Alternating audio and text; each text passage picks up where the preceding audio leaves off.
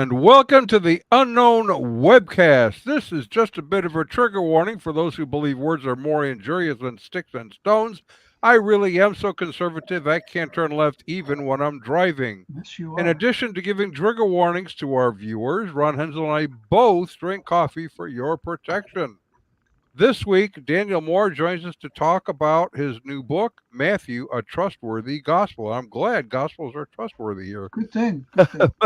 My name is Don Vino. I'm president of Midwest Christian Outreach Inc. in Wonder Lake, Illinois, which produces the Unknown Webcast. And our senior researcher is still Ron Still. Hensel, and he will introduce the sponsors of today's webcast. And here is Ronnie Baby.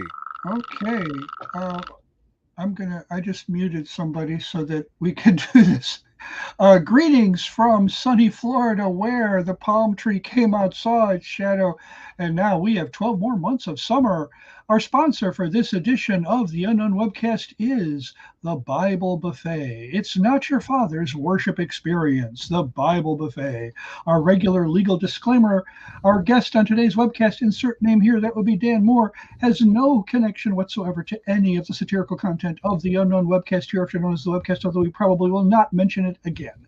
This satirical content includes any and all commercials, end credits, puns, smart remarks, or anything else that might fall under the definition of satire. In the meantime, Midwest Christian Outreach Inc. bears no liability for or responsibility for anyone's opinions regarding this satirical content. Our regular notices: the opinions expressed in this webcast are ours and should be yours too. If you enjoy it or if it annoys you and you want to inflict it on someone else to ensure your continued access, please go to MidwestOutreach.org, click the yellow donate button, and contribute as you feel led. And as you do, never fear, this webcast is Y2K compliant. And don't forget to subscribe to us on your favorite video channels. And now our special guest, Dan Moore. Bravo, bravo, bravo. Take a bow, take a bow. Oh, there's the book. Oh, even more. I should replay the fake applause just for that. Hey guys. Greetings, Dan. How are you? Wonderful. Hello to you and your audience. Glad to be here. Yes, they've been waiting with bated breaths ever since we gave them electrons. So occasionally, and I want to blame it on Dan. He's got some chittering coming through. Occasionally, we try to catch it.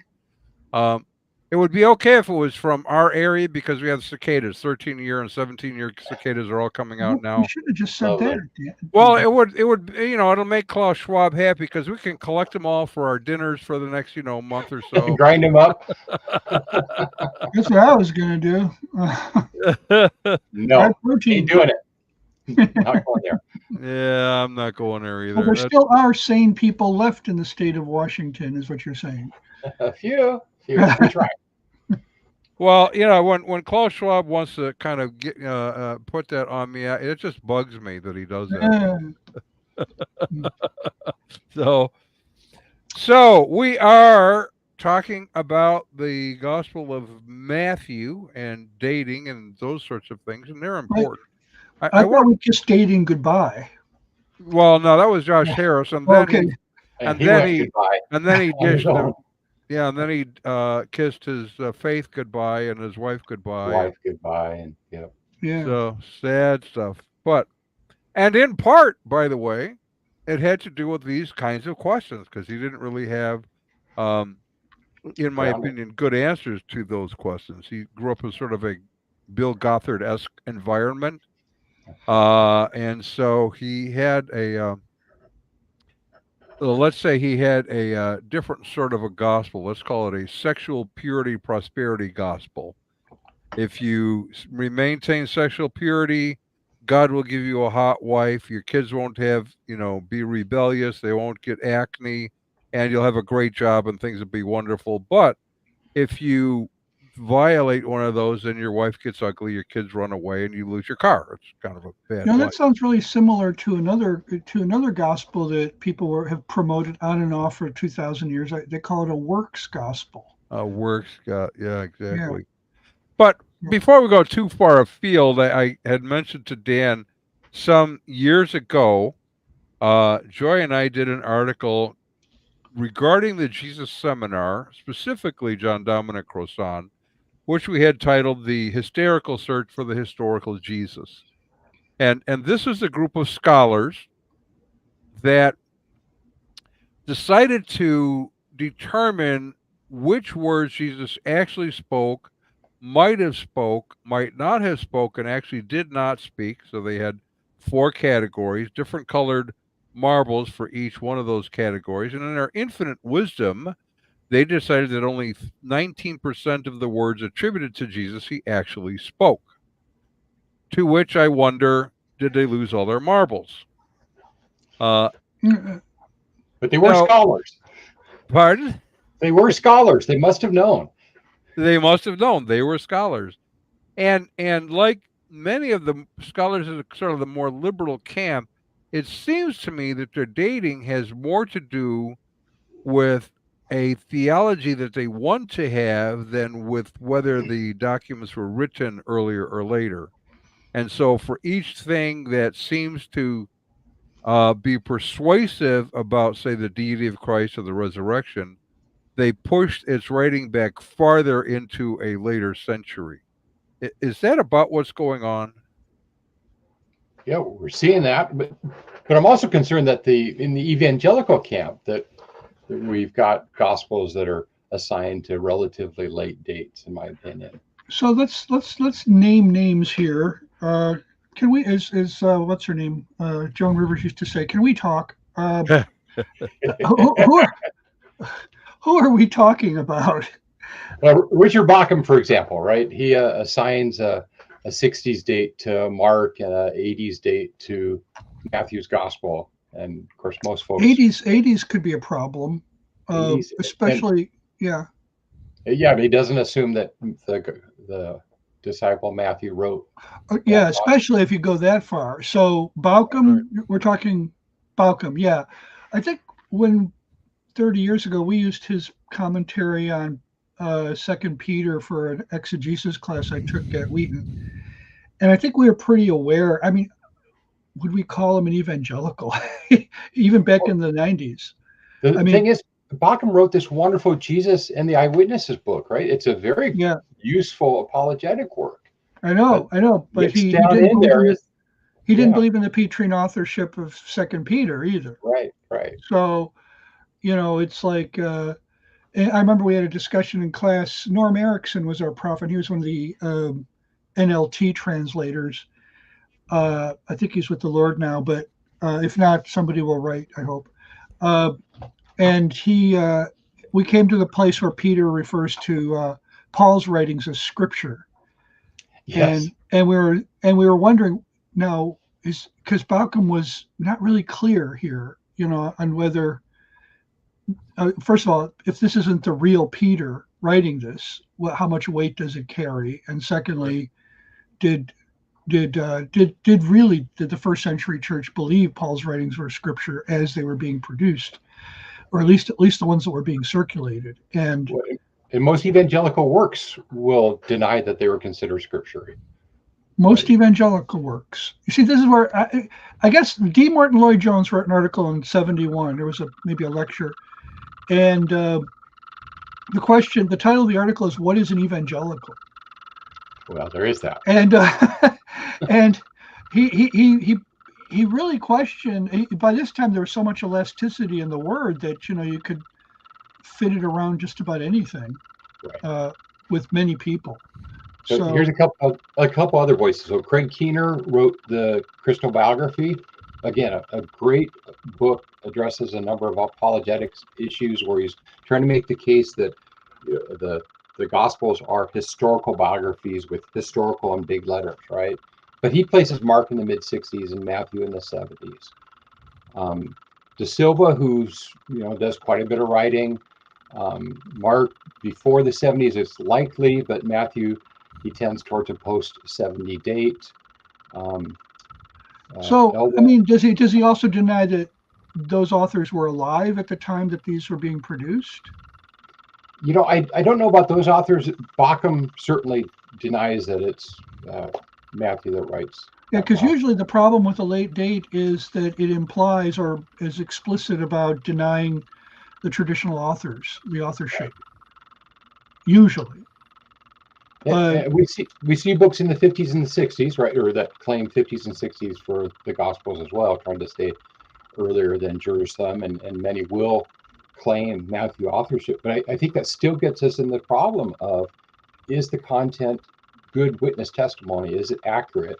Do we have to assume perfect memories for 30 to 50 years? And that's one of the things I was pushing back against Yeah. in this book. Yeah. So when I as you know, when we were corresponding before the before the interview, I brought up these two books, and you know others, but this is the primary one that I think launched the whole redating. When they say redating, it's kind of like, wait a minute, aren't you the guys who redated it first? I mean, J.A.T. Robinson, John A.T. Robinson is a liberal, and yet he argued that there really was no substantive reason for dating the Gospels later, so late that their authors, that the traditional authors, could not have been alive at the time, and that was really the purpose of late dating. Late dating is the whole purpose of it is to deny that Matthew, Mark, Luke, and John actually wrote these Gospels. So the first Gospel that was really pushed as being super late, I think you could say, was John, because its theology was he had so much more, especially theology of God and Christ in it. And the assumption that generally was followed is that the more theology, the more development, the more sophistication you find, the later the date. So because you find issues about appointing elders in 1 Timothy and Titus, therefore they couldn't have been written in the early stages of the church when everything was just very primitive. Of course, they're assuming everything was very primitive. It must have been, because it was early. Well, why? Why assume that? They never explained why you had to assume it, but that must have meant that the pastoral epistles could not have been written by Paul. They must have been written by somebody else. And likewise with John, they had pushed that well into the second, maybe to the end of the 2nd century, and then they find this piece of papyrus. You're familiar with it? Yep.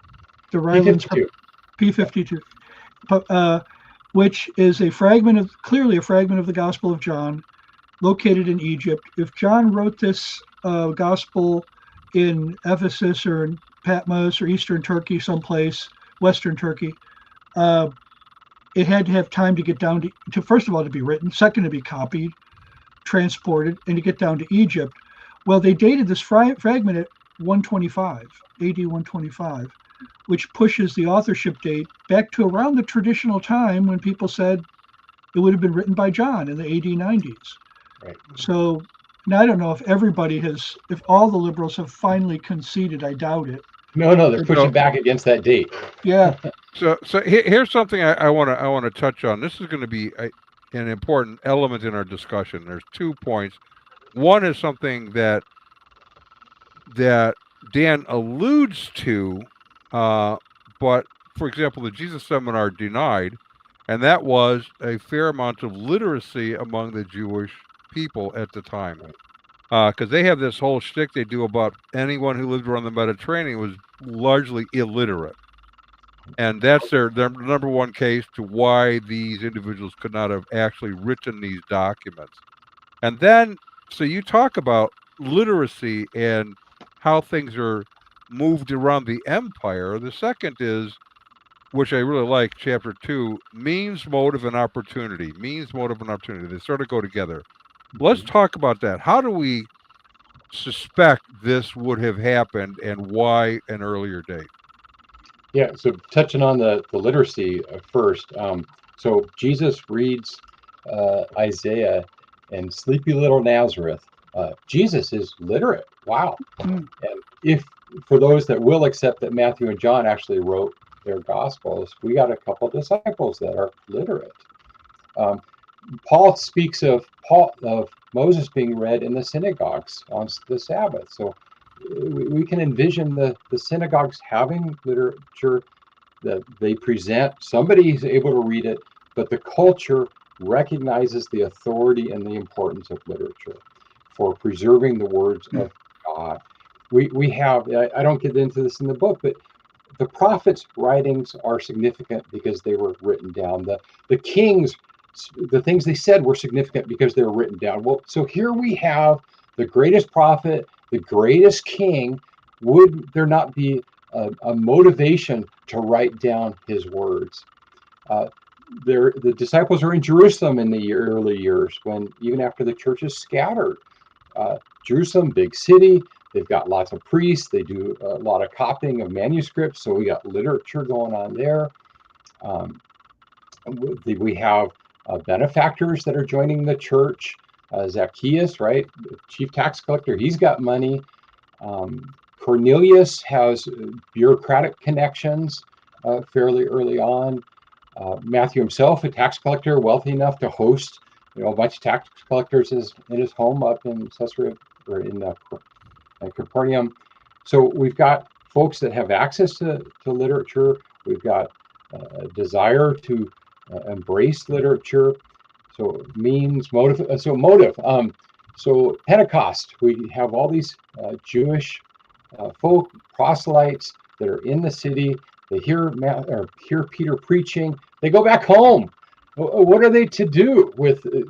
Are they living off of Peter's preaching? They're going to demand something in writing to communicate. Then we get the dispersion of the believers after Stephen's martyrdom. Again, what are they to do? We haven't had time to train people in this city and this people in this city. There would be demand.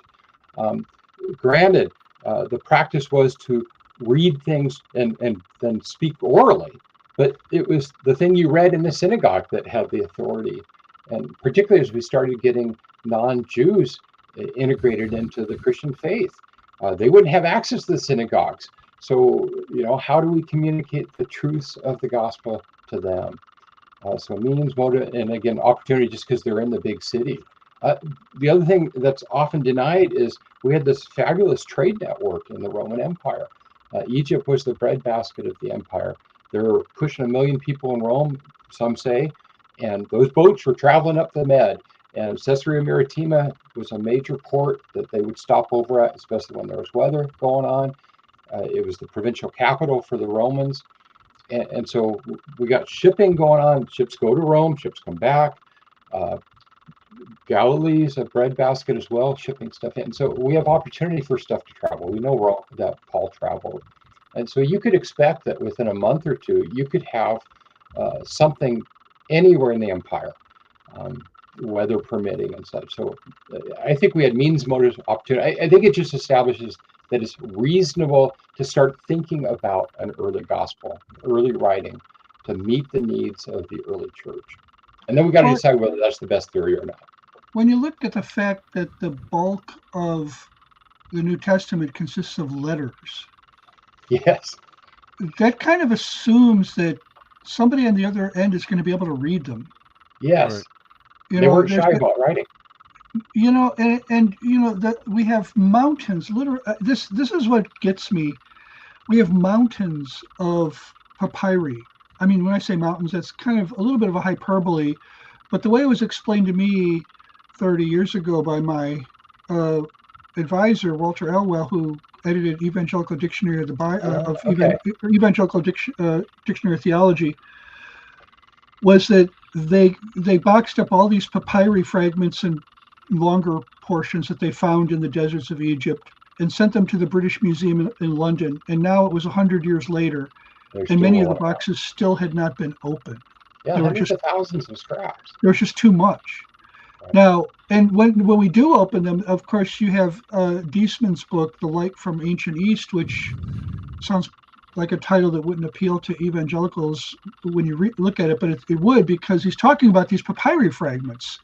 And he actually transcribes, he translates many of them in his book. And what are we talking about here? We're talking about commercial billing receipts. Oh, you mean you have to read and write to know how to do business? And he had letters. Roman soldiers wrote letters to their parents. Well, oh, you mean Roman soldiers could write and their parents could read? Well, yeah, it's true that I guess, but a lot of a lot of the soldiers did come from higher echelons of society, but not all of them. Especially when you get into the first, second, third centuries, they're more and more coming. Some of them are coming from outside the empire, Right. And so, but literacy, if it wasn't as high a percentage as we have it today, it was certainly widespread. And Well, no. and who was reading that sign that Pilate wrote? Jesus Christ, Jesus of Right. Nazareth, King of the Jews. Why write a sign when you have so many illiterates? Why don't you just post a Roman, the Roman equivalent of a herald or somebody to just shout it out, Jesus Christ, Jesus of Nazareth, King of the Jews, instead of wasting time writing a sign? Why were there so many inscriptions all throughout Israel, all throughout the Holy Land? Bearing testimony to the Romans' presence, including one with Pontius Pilate's name on it. Yes, yes. Why have so much writing for an illiterate culture? One of the things that struck me is I've got on my shelves, the writings of Philo, and the writings of Josephus, and Plutarch, and Livy, and we have millions of words that have been preserved in Greek and Latin from that era. So okay, it wasn't until 1920 that half of the United States population was urban. And it's not now in our history, it's not fair to say that there are higher rates of literacy in the cities than in the countryside. It's not fair because farmers have been very literate in our history. But you can see how you can make the case in ancient times that those who lived in the countrysides and the rural areas might have been less literate. But what's the evidence for that? It's and we don't need everybody to be literate. We need a prevailing literate culture, even if it's 5 or 10% of the folks. So you think that would be a sufficient? Because that's what many argue, that it was no more than 15, maybe. And I'll accept that. I think even at that, the literature was everywhere. There were literate people, the elites. So when Paul goes and visits governors and whoever else, they're going to expect to talk in literate terms. And the synagogue leaders who have the scrolls in Ephesus and the other major cities are going to expect to be able to talk the language of literacy. So I kind of think, okay, if 1 out of 10 people is literate, then somebody who can read. Yes. Right, and several, as you pointed out, when these are letters largely to churches, and in several of them they said, read this to the church, blah blah blah. Right. So even if not everybody was literate, there were sufficient number of people literate enough to communicate it to everybody else. Right, and that's how people heard things, right? They knew that person up on the stand was reading. Right. You also point out, which I appreciate, that James' epistle to the dispersed Jewish church, so that is Acts 8, when that dispersion occurred. And for the next several years, they were going not mostly, just to Jews. In fact, Acts 11:19, it says they went to none but Jews alone. Right. And so you have a Jewish author writing to a Jewish congregation about very Jewish stuff early. Yes. Right? And we have something that Paul quotes in 1 Corinthians chapter 15, which is an early church creed, done probably within 3 to 5 years of the resurrection itself. Okay. I would assume also taken to quill, if you will, written in some form to be dispersed throughout the churches. So we have evidence that they were communicating in written form very early on in the faith. True? Yeah. And the point I brought out with regard to James is James leverages Proverbs extensively, and it leverages the Sermon on the Mount extensively. And so the Jews would be very familiar. Okay, where do we get this Proverbs material? Well, they've got it in the synagogue. Would they not expect to also have a written form of Jesus's material? I think that's a good argument right there. Right. Right. And Right. the Sermon on the Mount, if nothing else, is is no longer than the letter of James. Well, and you know, make sure I understand this. They're using the low literacy level argument as a reason for why the original authors would not have written it down. Yep, they almost take it universal. So now think about that. If I'm Matthew, Mark, Luke, or John, and I'm just itching to write a gospel, and I know that only 10 to 15% of the people can read it directly. That's not a motivation for me to not write it down. Yes, right. That's a motivation for me to write it down because I want to get it into the hands of literate people who can confirm what Jesus actually did and said, as opposed to leaving it up to this amorphous thing called oral tradition, Right. where, play the telephone game. Yeah. Right. Which you mentioned. Why would they want to depend solely on oral tradition? That's a great question. Yeah. But that's the assumption out there, right? The modern oral tradition theories that they waited for decades, they just did. It's just asserted, and right. It's not argued. Right, and that is like kind of. I mean, it used to be that the definition of scholarship included reasoning, argumentation, logic. Now, pretty much for most people, the definition of scholarship is just guys who talk to other scholars, people who read each other's books, and decide whether or not they like what each other says, and then give reasons for liking it or not liking it. But very, very often it doesn't have a lot to do with any well-worked arguments. So what you find very often in the history of like higher criticism and stuff is you'll find somebody makes somebody introduces some kind of novelty, form criticism,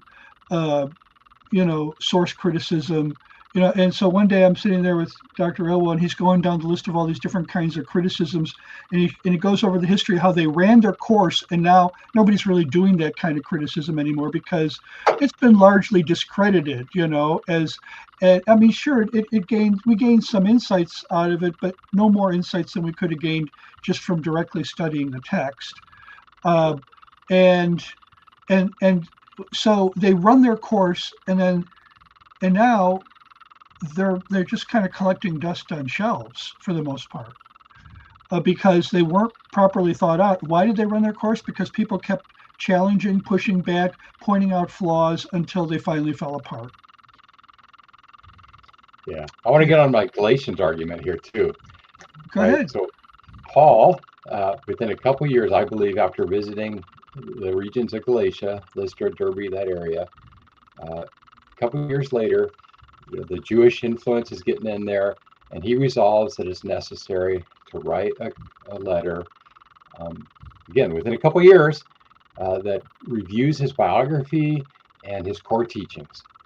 And if this oral tradition thing was that prevalent where people didn't like to write things down from famous teachers, then why did he not just defer to that process for reinforcing his teachings there? No, it's got his biography, it's got his teachings. Paul also expected others to follow his ministry example. Well, that included writing things down like biographies and teachings. So would he not have expected the apostles, as part of their responsibility as witnesses, to promptly write something down, just like he had done as he was addressing? You got to understand something, Dan. Common sense didn't exist in the first century. It doesn't exist today either. Well, I'm just saying that's what they're presupposing. When they make these arguments, they're assuming that people just didn't have common sense back then, I guess. Yeah. Well, and we have a sponsor that kind of addresses the issue, the problem of common sense, so to speak. Well, you might say that. They definitely raise some interesting questions, such as Are you tired of hearing all about the difference between the milk of the word and the meat of the word? Are you wondering when your church is going to get around to serving the ice cream and cheesecake of the word? Does your pastor take that whole Bible thing way too seriously? Well, then you need to check out the Bible Buffet. It's not your father's worship experience. Everything at the Bible Buffet is prepared with your comfort and enjoyment in view. Everything there is gluten free, trans fat free, and truth claim free, and all of their dishes are piping hot and ready to eat. And even if COVID should come back, that's when we started advertising this. They'll always be open thanks to Bible Buffet Carryout. And don't forget their regular Sunday specials include Aryan appetizers, Sabellian succotash, Galatian goulash, Gnostic nut salad, Pelagian pie, and Socinian salad. And the Bible Buffet is a fully accredited ministry of the Church of Smorgasbordianism. The Bible Buffet, it's not your father's worship experience, but it should be yours. So, And You guys there have you too much go. fun. So, another thing I found of interest. Now, I have oftentimes when I teach, one of the things I point out is nearly every one of the New Testament books, with the exception of Philemon, was a main theme was to correct false teaching, expose false prophets, deal with bad behavior, and lay out sound doctrine. And so we see that, like in John, for example, the first 18 verses are refuting docetism, making the case that Jesus is the creator, points back to Genesis 1, that he created everything that exists, and he tells us that in John 3, and that he became human. He incarnated, which they deny, then claiming that he was a phantasm. And then pretty much everything that follows supports that main thesis. You see that in chapter 2. He predicts his resurrection. After the resurrection, John says, and after the resurrection, we remembered he said these things, and we believed his word and the scriptures. Now, I thought of that when I read this on page 31 and 32. In John's gospel, there are 6 passages in which remembrance is anticipated or affirmed, and you name them. And the implication of each of the illustrations is that these remembrances all occurred shortly before the crucifixion and resurrection. That's important stuff because that is the crux of the Christian faith if he wasn't raised. Mark does a similar thing. For those who want to claim the last few verses of Mark probably weren't in the original, and probably they weren't, does that mean he didn't believe in the resurrection? Well, you have these remembrance passages ahead of that. So, did Mark believe Jesus was a true prophet or a false prophet? Well, obviously a true prophet. And so, however he painted or portrayed Jesus in the Gospels, he would portray him as being a true prophet who spoke true prophecy. And he has 7 times Jesus predicting, or someone recalling Jesus predicted his resurrection. That's pretty powerful stuff. So, how does that help us in Matthew in determining this whole question of is it earlier or later? Well, the reason I got into those verses in Matthew was because they're often used to prove that the disciples were fully able, decades later, to remember everything that Jesus had said.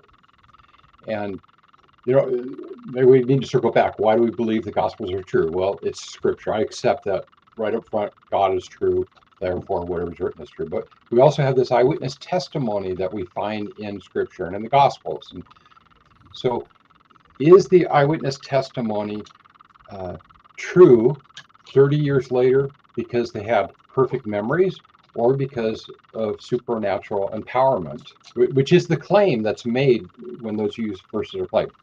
What I was trying to do is to show that those verses assert that they're going to remember right after the resurrection and now understand what Jesus was saying. I don't think those verses were claiming that they would remember everything Jesus said half a century later. The one exception, of course, was there was a passage in there about you'll have persecution and you understand why afterwards. And I think that happened relatively quickly as well. So Well, you have all kinds of cultural variables that they don't take into account when they try to use this faulty memory argument, which is that first of all, the whole basis of Q theory, is that people took notes.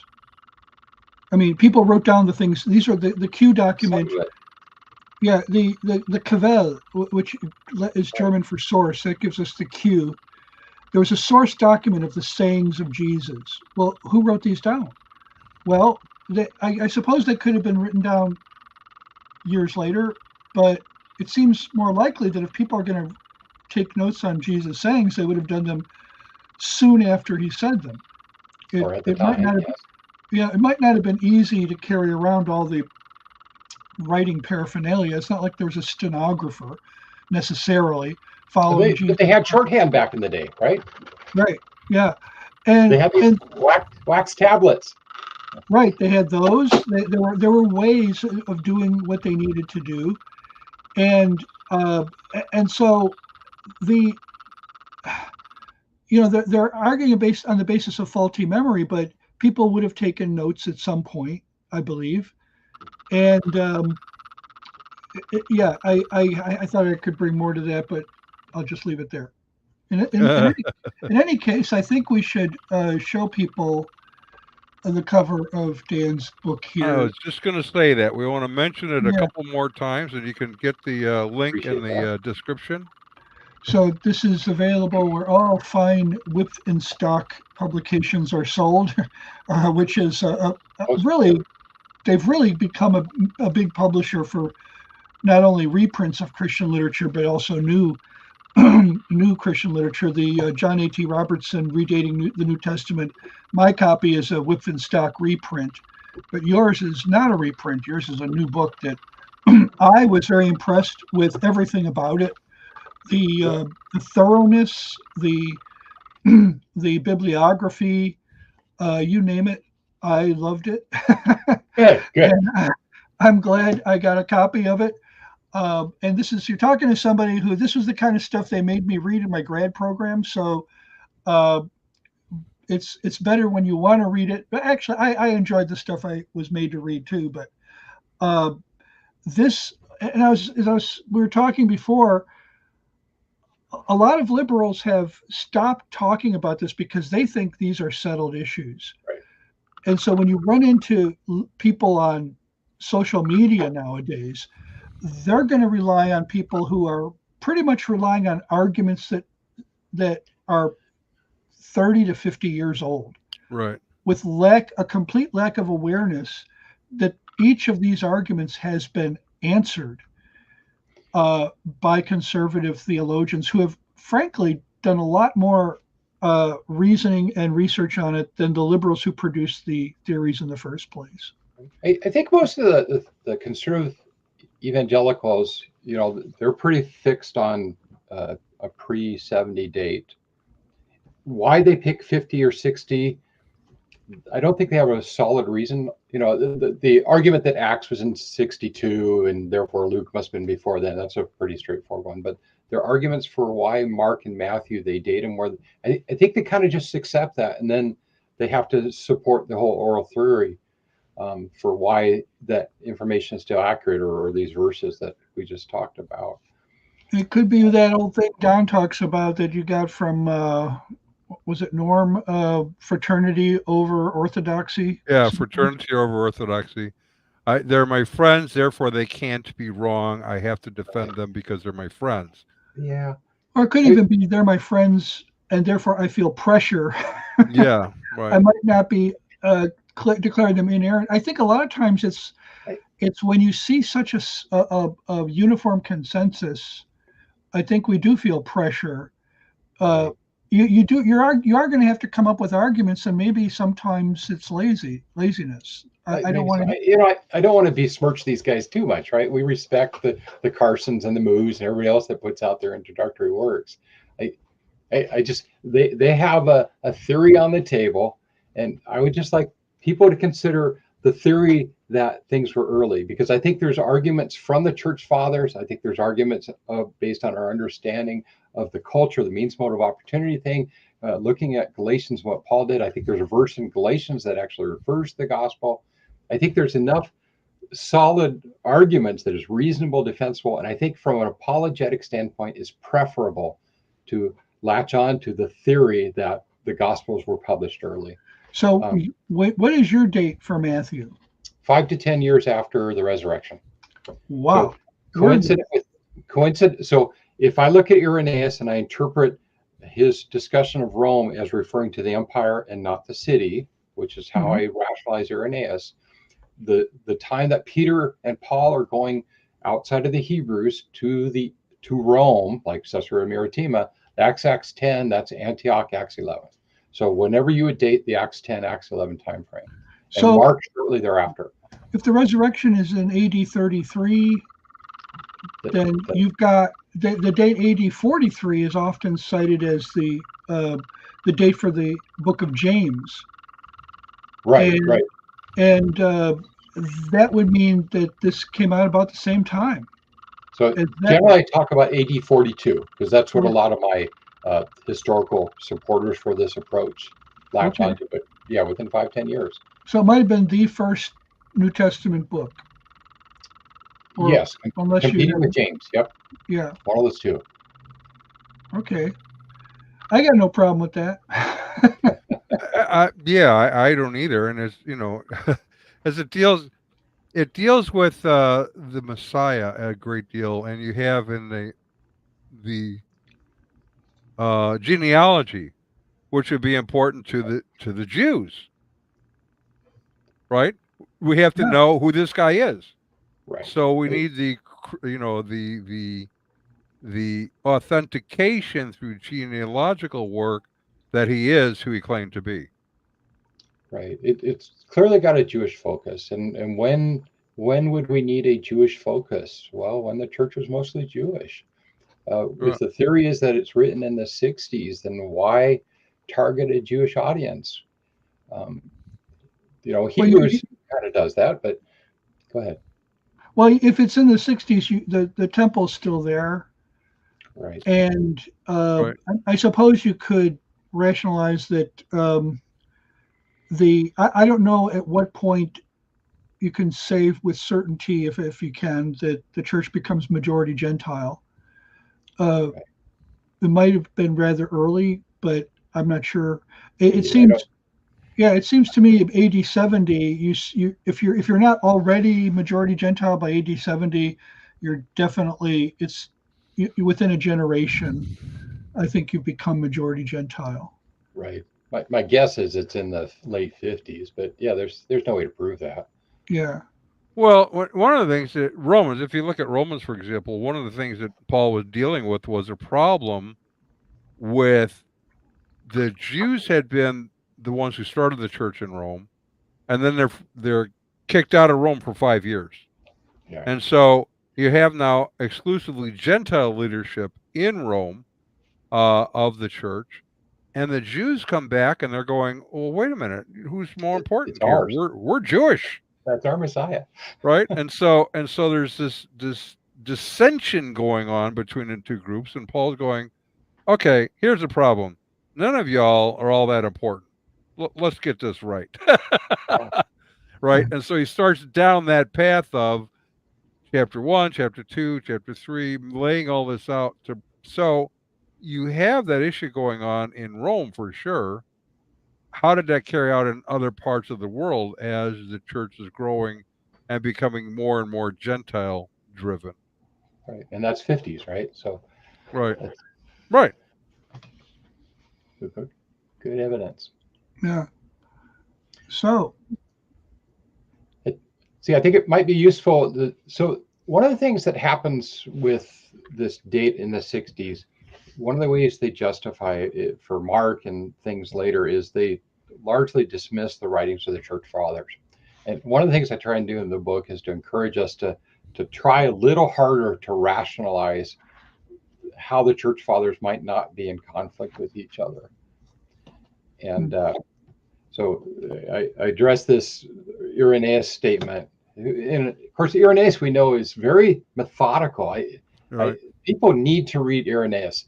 Yeah. It covers a lot of material that's not pertinent today, but just look at how he does apologetics, how he attacks the false teachings. He elaborates on what they are, these pantheons that they've developed, the aeons and the demi-aeons, or just he's very methodical, and then he defers to scripture for his argumentation. So I give a lot of credit to, I trust Irenaeus quite a bit.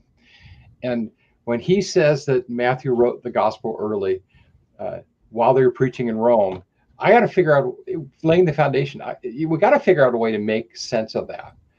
And I think understanding Rome, granted, it's a minority reading, right? It's a noun, which is rarely used to refer to the empire, but it does happen. If we understand that as being early, I think there's also an answer to this.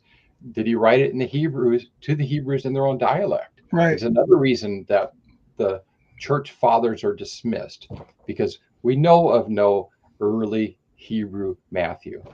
And Right. so if we can understand. That's mainly Papias who says that. I mean, I don't know if anybody else besides Papias mentions that. Well, everybody.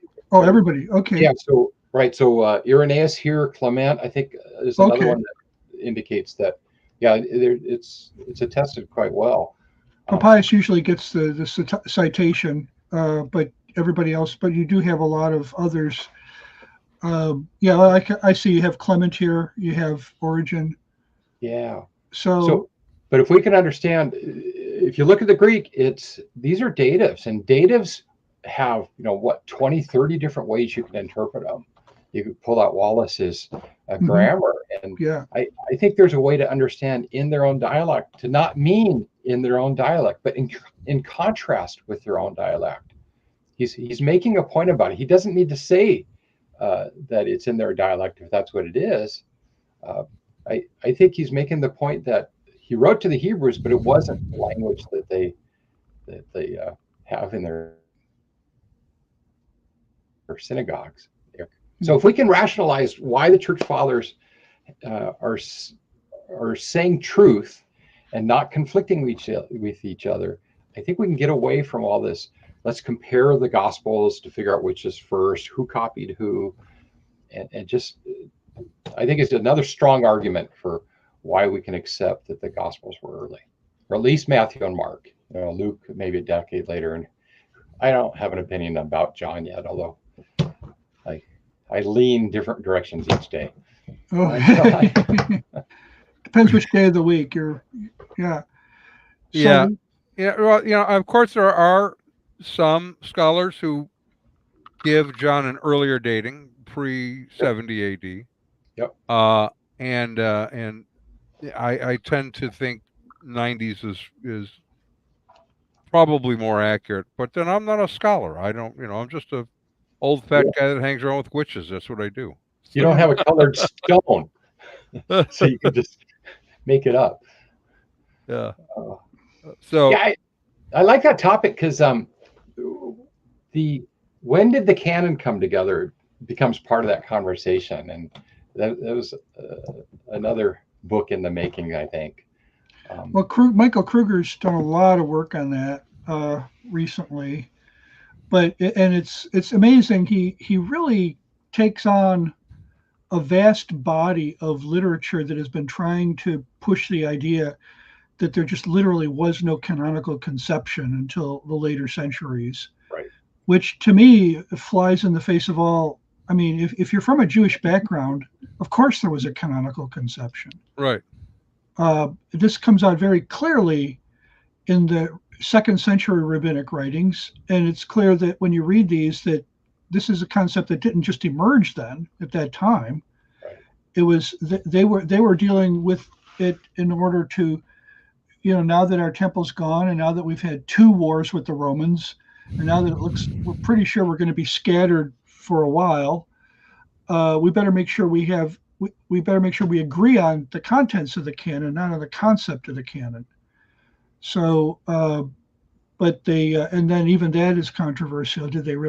Was it a discussion or just some writings back and forth? But anyways, was there a council in Jamnia or not? Right. So, I love that in the ETS meetings, we're seeing more presentations talking about those canonical connections. Benjamin Laird and some of the others have been advocating this concept. And you What see Paul soliciting, send me the writings, the manuscripts, and the such when he's in prison, and that just begs, or somebody's starting to think about putting a collection of Paul's writings out, and is he actually gathering up stuff, gospel material as well? We get John. I don't know if you guys get. I'm going off on a tangent here, so I just love the fact that, and this was something that was spoken of in the last ETS conference. The Matthew begins with biblos, singular, right? John ends with biblia, plural, for books. It just feels like John is wrapping up the fourfold gospel at the point when he writes. And then you look at, he's writing on the test. Let's see, and we know that his words are true. So there's something going on plural wise, right? And whose testimony is he embracing? He's talking about Peter right before, Peter, John, and Jesus. Who's going to last the long? Anyway, that's yeah. Love that topic. So one of the things I don't. Now this is not to do with Matthew. This has to do with more with Luke's writings. But one of the things I read some time ago, which I thought made some sense, is why did Luke write these? And they, a couple of scholars I read said that they thought he was writing a legal treatise for Paul's case before Caesar. And Theophilus may have been the attorney who was going to be arguing that. Kind of interesting idea, actually. Yeah, interesting idea. Tough to know if it's right or wrong. It seems to have very broad application, that gospel. Yeah. Yeah. So, what got you interested in looking at Matthew to begin with? We have a few minutes left here. So, so in seminary, of course, you're being taught the oral tradition theories, right? And here's what the most popular thing is. And I could not connect with the idea that they wouldn't write, especially when I had on my shelves, Philo and Josephus and Plutarch and the other guys that wrote so much. Why would they? And the Jews, they came out of this environment where Scripture was written. So I think that was the thing that got me looking into it, and it just the pieces have come together over the years. So I've written different papers. And then one of the things that's been kind of neat is, and you'll see this in the book, if we accept that Matthew was written early, that helps us understand other passages in the New Testament. It just, we have this, I like the term broad reference approach to how we understand the New Testament writers visualizing Old Testament content as they're writing, right? In 1 Peter 1, we got all these connections, Isaiah 40. And if you realize what they're doing, it brings more meaning to your reading of that passage. And you can find passages like that in the New Testament, in Paul's writings, where he's linking back to Matthew, I think. Oh yeah, definitely. Well, we know that in the worker is worthy of his hire. Yeah, that comes from to Luke or maybe Matthew, but yeah. So there are direct quotes from Jesus, and there's all kinds of. It's funny because this was a well-known liberal. I mean, this is something the liberals were really into back in the 80s and 90s, intertextuality.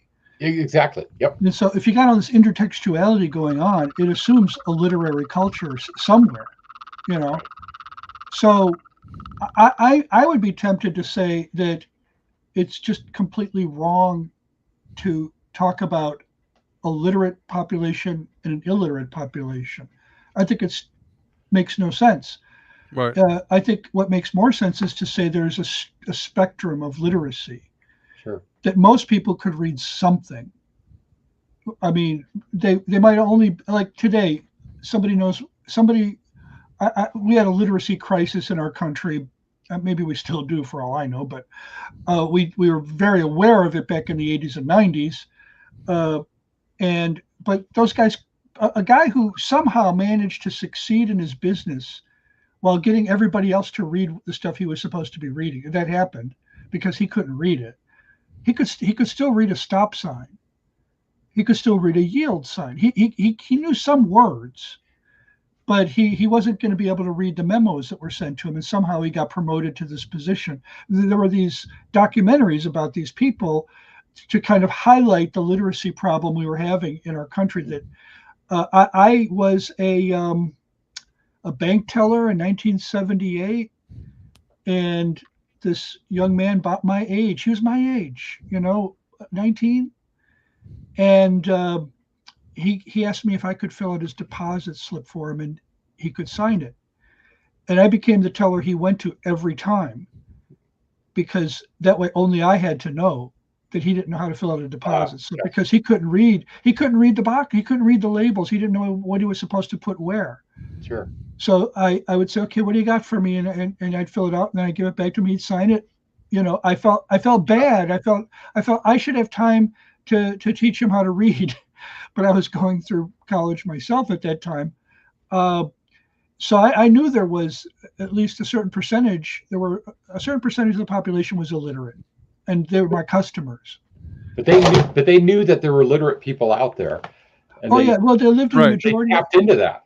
Right. Yeah. And that's what would have happened then. So, you had people who could read maybe as you had all these inscriptions all over the place. Right. They could probably make most of them out, but could they sit down and read Plato? Okay, well that required read Plato. Well, that not only required a more extensive reading vocabulary, but a lot of times I'm sure that these words were not even words they used in Koine speech, in common speech. We're kind of back to where we started, which is the question: were they a literate culture? And we have this interesting thing I see where John is in prison. John the Baptist, he's in prison now, and he sends some of his people to Jesus to ask him a sort of an interesting question, which kind of goes like this in today's vernacular: are you the guy, or do you look for somebody else? Are you the Messiah? And Jesus, it would have been easy for him to say, yeah, I'm the guy, but he didn't do that. He said, the deaf hear, the lame walk, the blind, go tell John that. What is he doing? He's saying, think of all of the prophecies about the Messiah. That's what's going on. So he points him to what? Literature to demonstrate who he is. Mm-hmm. Mm-hmm. That's interesting. Now, of course, he was the son of a priest. Right. And we can assume he got an education. Right. But, the fact that there might have been a lot more illiterate people in those days than there are today, all it means is that they would have heard other people read things out loud, which I understand was the common way to read. I'm told, if I hear that when, was it Augustine was reading silently to himself and somebody was astonished? Why aren't you reading? I am reading. Well, you're not saying anything. Okay. Well, because the common way to read in many parts of the ancient world was to read out loud, even if you were just sitting there in a room by yourself. Or on a chariot, the eunuch. So you would have been hearing a lot. Yeah, right. How did Philip know what he was reading? Because the common way to read was to read out loud. And that means he would have heard a lot of people reading. Even if it was only 10 to 15% of the population, you would have heard documents being read. Yeah. So I like what you say though about an early Matthew. I've always kind of held an early Mark, predating Matthew, but that kind of does make sense as you're laying it out. I'll have to think about that more. Yeah, when I started into this, my priority wasn't which one was first. My priority was which one was, how do we establish an early one? But then when you turn to the church fathers, they're so adamant, and Mark being written for the benefit of Cornelius, early 40s, that's not much after Matthew. So they're pretty close together, I believe. The only thing we don't know really about the church fathers is how much are they dependent on each other. Sure. as Right. opposed to how much are they dependent on a general consensus of the community. In Uh, other words, we talk about things that are common knowledge, and then we talk about things that we read in a book somewhere. And which one am I passing along here? Am I passing along something that had become such common knowledge, hopefully verified at some level, or something I read in a text? so the name of the book again is A Trustworthy Gospel: Arguments for an Early Date for Matthew's Gospel. I had mentioned to Dan before we started that one of the things I appreciate is it is very layman friendly, Yeah. uh, which is sort of unusual in this kind of a work that tend to have. And we touched on this before. Scholars writing to other scholars. Uh, when the person in the pew really needs to know something about these things, or at least it's helpful to them when they are challenged by unbelievers, especially. And then go to work and go, oh, I can understand this. They have, they sort of, you sort of avoid the $12 words that you could be Right. putting in there to show your great learning. And I want to say this: footnotes are definitely layman friendly. I think there's a special department in a very hot place reserved for the person who invented endnotes. A place in hell. Do we use endnotes in our book? I forget. Well, whoever did, Yeah. So, sometimes you're hate- forced into it. I hate Ron, it. Ron, would you waltz us out of here, I sir? would be glad to give credit to whom credit is due. Our resident cult leader profiler is Neil before me. Our wardrobe manager is See How It Fits You. Culinary services are provided by Chef Ham and Cheese. Our tinfoil hat provisioner is Just in Case. Jehovah's Witnesses coverage comes from Armageddon and D Opposer. Our Mormon archives manager is Polygamous. Our liberal denominations bureau chief is Lucy Goosey. Our transgender issues coverage comes from Ben Hur. Special correspondent for cults based on the Hindenburg disaster and flying turkeys, Ode to Humanity. Our fact-checking supervisor is Jolik Pulling. Technical assistance comes through Murky Research. Our legal advisors are at the law firm of Dewey, Cheatham, and Howe. Our grievance resolution director is Giovanna Pisami. Our director of privacy assurances, wiretapping, and original idea sourcing comes from Drew A. Blank. The Unknown Webcast is a production of Midwest Christian Outreach Inc. in cooperation with Emergency Manicure Productions, both of whom are solely responsible for this content, although you will never be able to prove that in a court of law. Never happen. Well, it's like we've been waiting and nobody Okay. steps up. Dan, thank you for joining us, and it's a very good book. I think Yeah. more Appreciate people that. need to pick it up and read it. Forward by our friend Phil Fernandez. Hello, Yeah. Phil. You're out there. Boy, You're out Phil there. is great. I love it, and he Hit the sounds like webpage.